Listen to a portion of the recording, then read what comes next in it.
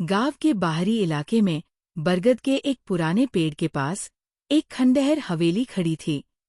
सालों से वो वीरान पड़ी थी और लोग कहते थे कि वहाँ एक दुखी आत्मा का वास है। कहानी ये थी कि 7 साल पहले उस हवेली में रहने वाली एक युवा महिला की रहस्यमय परिस्थितियों में मौत हो गई थी। उसकी आत्मा भटकती रहती थी और हर पूर्णिमा की रात उसकी दर्दनाक चीखें दूर तक सुनाई देती थी। लेकिन उस आत्मा के बारे में एक और अजीब बात मशहूर थी। वो हमेशा झूठ बोलती थी।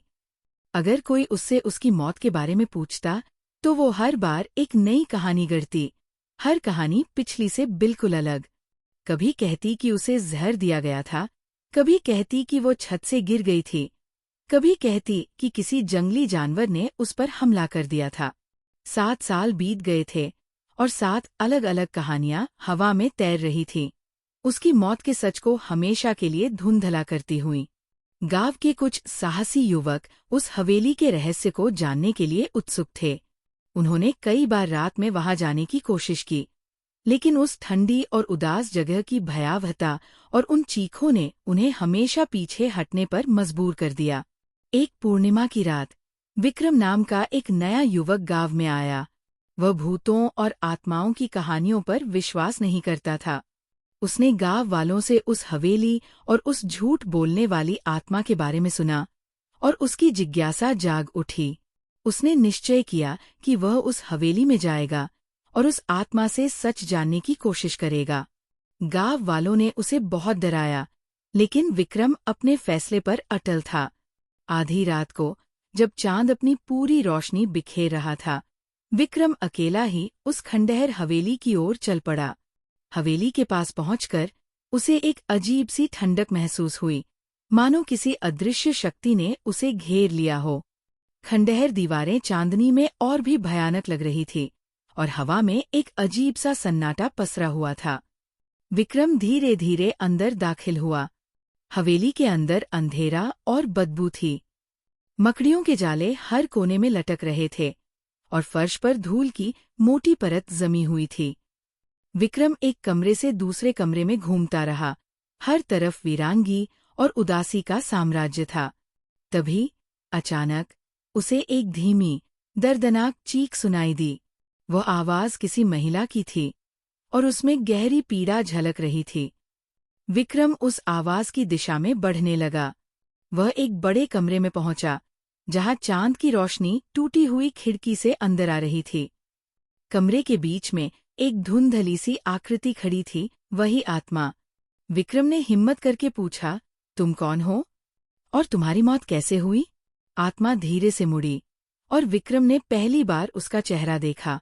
वह एक युवा महिला का चेहरा था, बहुत सुंदर, लेकिन उसकी आंखों में अथाह दुख था। आत्मा ने एक धीमी, कांपती हुई आवाज में कहा, मेरा नाम राधिका था और मेरी मौत एक भयानक दुर्घटना थी। मैं सीढ़ियों से फिसल गई थी और उसकी आवाज टूट गई। विक्रम को उसकी कहानी पर थोड़ा संदेह हुआ, क्योंकि उसने गांव वालों से 7 अलग-अलग कहानियां सुनी थी। उसने फिर पूछा, लेकिन मैंने सुना है कि तुम्हारी मौत के बारे में अलग-अलग कहानियां हैं। सच क्या है? आत्मा की आंखें अचानक बदल गईं। उनमें एक अजीब सी चमक आ गई और उसकी आवाज कठोर हो गई। कौन कहता है? सब झूठ है। मेरी मौत एक धोखे की वजह से हुई थी। मेरे पति ने मुझे। उसकी आवाज फिर बदल गई। इस बार वो एक ठंडी, सपाट लहजे में बोली, नहीं, मुझे एक बीमारी हो गई थी, बहुत भयानक बीमारी।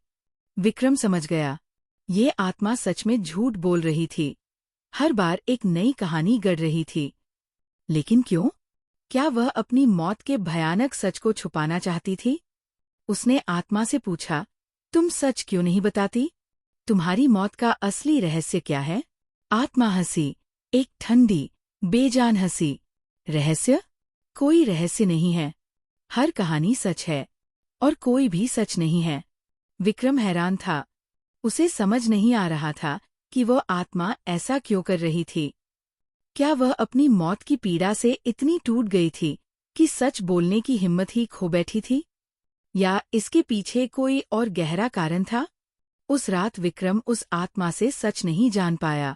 वह सुबह होने से पहले हवेली से लौट आया। उसका मन अनगिनत सवालों से भरा हुआ था। अगली पूर्णिमा की रात गांव वालों ने फिर से उस दर्दनाक चीख को सुना, लेकिन इस बार उसके बाद एक और आवाज आई, एक धीमी फुसफुसाहट जो पहले कभी नहीं सुनी गई थी।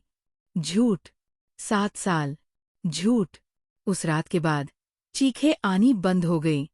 हवेली में फिर से सन्नाटा छा गया। विक्रम और गांव वाले हमेशा उस झूठ बोलने वाली आत्मा के रहस्य के बारे में सोचते रहे। 7 साल तक वो झूठ बोलती रही, अपनी मौत के सच को छुपाती रही। क्या वह अपनी पीड़ा को कम करने की कोशिश कर रही थी, या वह किसी और को बचाने की कोशिश कर रही थी? उसका झूठ उसकी मौत से भी बड़ा रहस्य बनकर रह गया, उस खंडहर हवेली की दीवारों में हमेशा के लिए कैद।